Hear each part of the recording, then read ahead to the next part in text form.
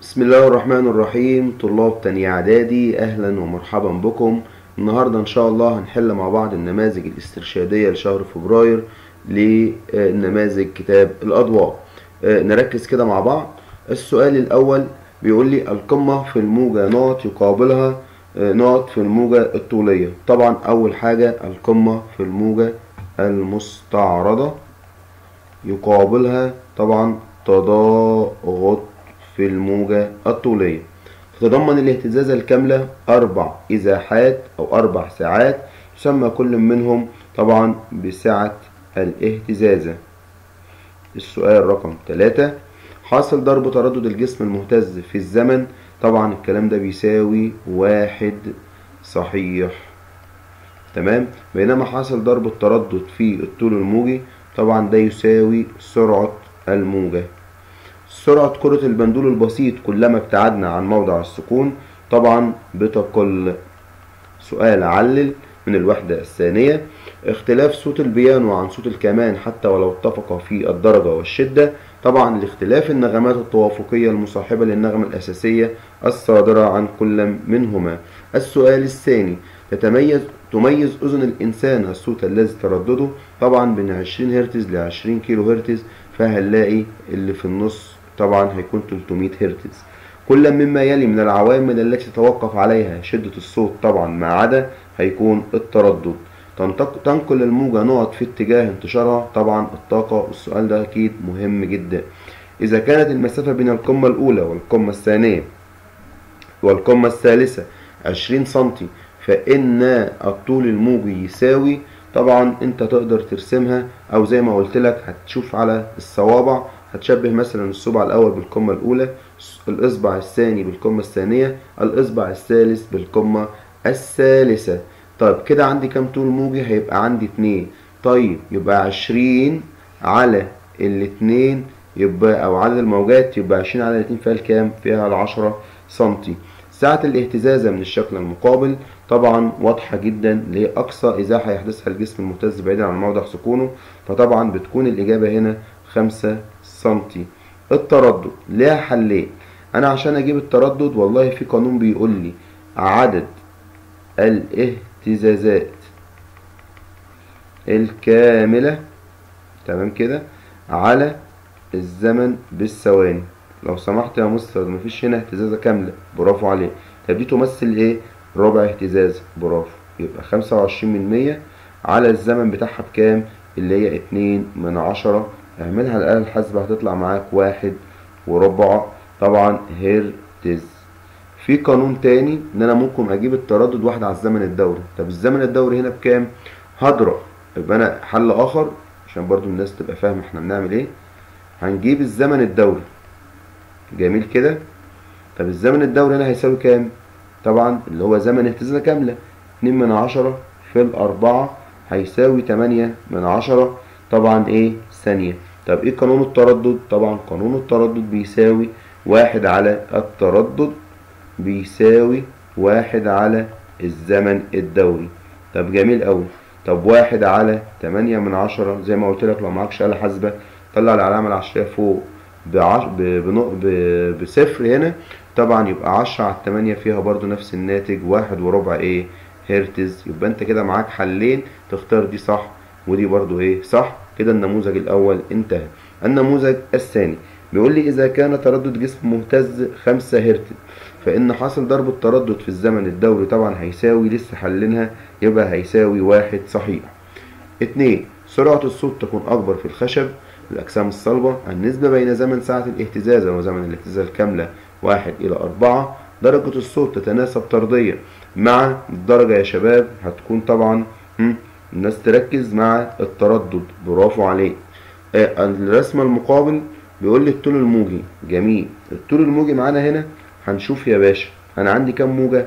أدي من أول هنا أدي 1، تمام كده أهي، 2 كده موجة، تمام كده التانية، كده ايه التالتة، جميل. المسافة دي بكام؟ المسافة ديت ب21، هو قال لي تحت هنا اهو. طب 21 على التلاتة يبقى هتساوي 7 متر، جميل. التردد زي ما جبناها من شوية هنقوله عدد الاهتزازات الكاملة على الزمن بالثواني. جميل. طيب انا عندي هنا الزمن معلوم في من هنا لهنا. طب دي مش موجة كاملة؟ يبقى دي 1. كام الزمن؟ 2/10. جميل. يلا على الآلة الحاسبة هتكون ايه بقى؟ برافو عليك. احنا عايزين ايه يا شباب؟ عايزين ايه يا شطار؟ عايزين التردد. يبقى هيساوي 5 هرتز. جميل خالص. عايز الساعة. الساعة هنا جايب لي المسافة الرأسية بين القمة للقاع. تمام. انا هعمل ايه؟ هقسم الأربعة ديت على الاتنين، يبقى هتساوي 2 ايه؟ متر. جميل خالص. عايز سرعة الانتشار. كلنا حافظين القانون اللي هو بيقول لي التردد في الطول الموجي. طب التردد بكام يا دكتور؟ يلا جبناه بكام فوق؟ ب5. في الطول الموجي جبناه بكام؟ ب7. 5 في 7 ب35 متر لكل ايه؟ ثانية. انا عايزك تصحصح كده معايا المسائل الجميلة، خدها سكرين وراجع المسألة مرة اخرى. النغمات المصاحبة للنغمة الأساسية وتكون أقل في الشدة وأعلى في الدرجة. طبعا قلنا النغمة التوافقية. الخاصية التي تميز بها الأذن بين طبقات الصوت الحادة والغليظة. طبعا درجة الصوت. الاضطراب الذي ينتقل ويقوم بنقل الطاقة في اتجاه الانتشار. طبعا ده تعريف الموجة مهم أيضا. أقصى إزاحة يحدثها الجسم المهتز بعيدا عن موضع سكونه. طبعا دي سعة الاهتزازة. اذكر استخدام عجلة صفار. هنا هوت هنقوله. طبعا بتستخدم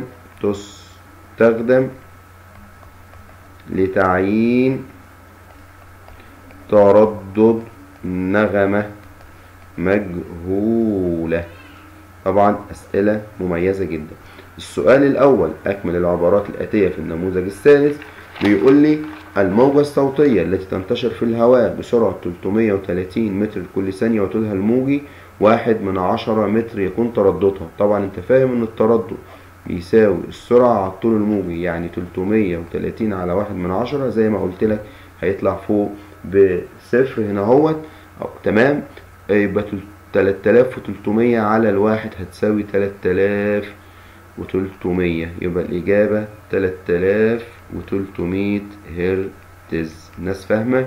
هناك نوعان من الحركة الدورية هما. طبعا النوعين دول يا شطار عندنا طبعا الاهتزازية والموجية، وفي حاجة كمان اسمها الدائرية، بس احنا طبعا علينا الترم ده الاهتزازية والموجية.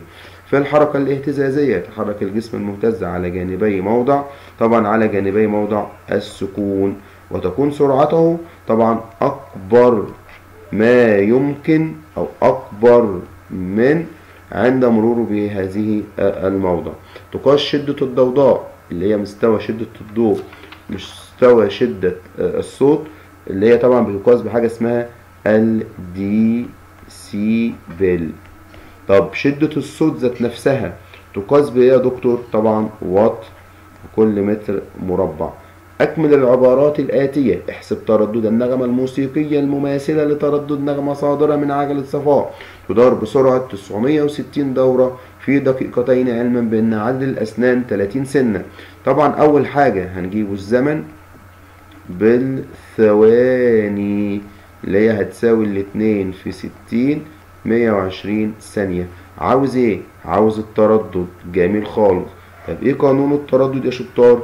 عدد الدورات في عدد الأسنان على الزمن اللي احنا جبناه بالايه؟ بالثواني. يلا يا شاطر هنقوله هنا ادي الزمن 120، عندنا هنا كام دورة؟ 960 في 30 سنا. يلا اشتغل على الآلة الحاسبة تطلع معاك 240 هرتز. مسألة مميزة وموجودة في كتاب المدرسة. السؤال الثاني: ضع علامة صح أم خطأ. بيقول لي سرعة الصوت أكبر ما يمكن في المواد الصلبة. كلام مظبوط وصحيح. إذا كانت المسافة بين القمة الثالثة والقمة الخامسة 20 سم فإن الطول الموجي بيساوي 5.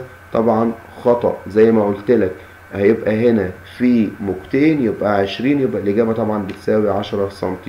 اهتزاز فرعي الشوكة الرنانة مثالا للحركة الدورية. كلام صح ولو عايز نأكد أكتر هنقول حركة دورية اهتزازية. حركة البندول 3 اهتزازات كاملة تتضمن 6 ساعات. طبعا الكلام ده خطأ عشان هنقوله 3 في 4 يبقى الإجابة بتساوي 12 ساعة. بيقول لي ماذا يحدث عند نقص المسافة بين مصدر الصوت والأذن إلى النصف بالنسبة لشدة الصوت؟ طبعا السؤال ده هنا طبعا قلة المسافة يبقى تزداد شدة الصوت إلى 4 أمثالها. طبعا عرفنا ازاي من خلال القانون اللي هو بيقول لي شدة الصوت هتساوي 1 على مربع المسافة. فطبعا هنكتب 1 على نص، هنربع الاتنين، مقام المقام هينضرب، او مقام المقام بس يبقى 1 في 4 على 1 يبقى تساوي 4 أمثالها. النموذج الرابع: في الجاكوزي تستخدم موجات المياه الباردة في فك التشنجات. طبعا الناس الشاطرة هتقول لي فك التشنجات عصبية. طبعا زي ما قلت لك الباء مع الباء يبقى عصبية. جميل. وموجات المياه الدافئة في فك التشنجات عضلية. أسئلة جميلة. موجات الصوت من الموجات، الأسئلة دي يا جماعة نراجعها كويس. الصوت طبعا موجات ميكانيكية. جميل خالص. طب يا ترى ميكانيكية ايه يا مستر؟ طبعا طولية. تمام، يبقى موجات الصوت من الموجات الطولية. وموجات الماء من الموجات المستعرضة، وطبعا كلاهما من الموجات الميكانيكية. ينفع نقول ميكانيكية طولية زي ما قلت في الأول، صح. وحدة قياس الزمن طبعا الثانية، بينما وحدة قياس الطول الموجي طبعا المتر. يستطيع الإنسان أن يميز الأصوات التي يتراوح ترددها بين طبعا من 20 هرتز إلى 20 كيلو هرتز. ينفع نقول 20,000؟ مفيش مشكلة، كلامك صح. لا تعتبر حركة عقارب الساعة حركة اهتزازية. طبعا طالما قال لي عقارب الساعة ليه مش اهتزازية، هي دورية وليست اهتزازية، هنقول إجابتين. ولكن هو هنا قال لي ليه هي مش اهتزازية.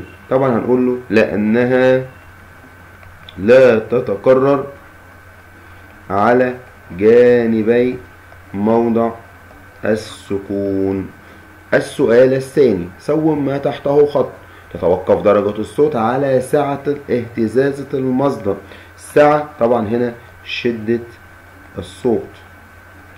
الجسم الذي تردده 200 هرتز يقوم بعمل 200 اهتزازة. طبعا 200 على 200 هيبقى هنا هنقوله عايز الزمن هيبقى 1 ثانية. يبقى الإجابة يا شطار 1 ثانية. جميل، أو الثانية الواحدة. في الموجة المستعرضة تهتز جزيئات الوسط طبعا عموديا على اتجاه انتشار الموجة. الموجة المستعرضة تتكون من طبعا قمم وقيعان. جميل خالص. مسألة جميلة أيضا، بيقول لي موجة صوتية ترددها 200 هرتز وطولها الموجي 1.7 متر. احسب السرعة. طبعا كلنا عارفين قانون السرعة بيساوي التردد في الطول الموجي. طب التردد ب200، الطول الموجي 1.7.